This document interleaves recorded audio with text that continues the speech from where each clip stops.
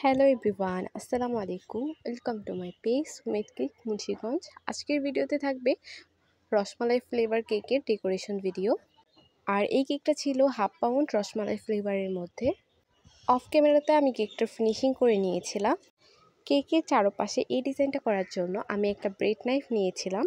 Bread নাইফের উল্টো দিকটাকে কেকের গায়ে আলতো হাতে ধরে টানলেই কিন্তু টার্ন টেবিলটাকে এই সুন্দর ডিজাইনটা কেকের মধ্যে হয়ে যায়। আর এই ডিজাইনটা করতে চাইলে আপনারা কিন্তু জিগজ্যাগ যেই স্ক্রাপারটা আছে ওইটাও ব্যবহার করতে পারেন।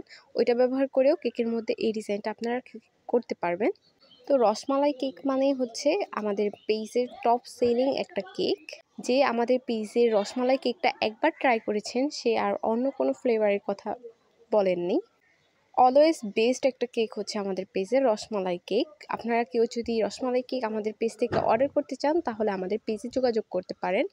সারা মুন্সিগঞ্জ হোম ডেলিভারি সার্ভিস করা হয়। মুন্সিগঞ্জের বাইরে কেক দেওয়া আমাদের পক্ষে পসিবল না। আর কেকটাকে আমি 5 ইঞ্চের রাউন্ড মোলে বেক করে নিয়েছিলাম আর ডিম ইউজ করেছিলাম একটা। কেকটা ডেকোরেশন করার পর ওজন হয়েছিল 385 গ্রাম। আর এই ডিজাইনটা রীতিমতো অনেকেই করে ফেলেছেন। আর এই ফ্লাওয়ারগুলো করার জন্য এখানে আমি 2D নোজেল নিয়েছিলাম। আর 2D নোজেলের সাহায্যে এই রোজেটগুলো কোণের উপর থেকে নিচ দিকে করে দিয়েছিলাম। আর কিছু রসমালাই এই ফ্লাওয়ারগুলোর মধ্যে আমি এখন বসিয়ে দিব। এতে করে কেকটা দেখতে অনেক বেশি সুন্দর লাগবে। যারা অতিরিক্ত মিষ্টি পছন্দ করেন তাদের জন্য রসমালাই কেকটা কিন্তু বেস্ট। আর যাদের সুগার আছে তারা এই কেকটা অ্যাভয়েড করতে পারেন, কারণ এই কেকটা অনেক বেশি মিষ্টি হয়ে যায়। তো আমি চেষ্টা করি সবসময় ব্যালেন্স করে রেডি করার। তাও রসমালাইতে যে এক্সট্রা যে মিষ্টিটা আছে ওইটা বেশি হয়ে যায়। কার কার রসমালাই কেকটা পছন্দ অবশ্যই আমাকে কমেন্ট করে জানাবেন। আর অনেকেই রসমালাই কেকটা একবার হলেও ট্রাই করতে চান তারা কিন্তু আমাদের রসমালাই টাপ cake, jar cake, paper box cake অথবা অ্যাসর্টেড কেক বা এভাবে 1/2 পাউন্ড করেও কিন্তু নিতে পারেন।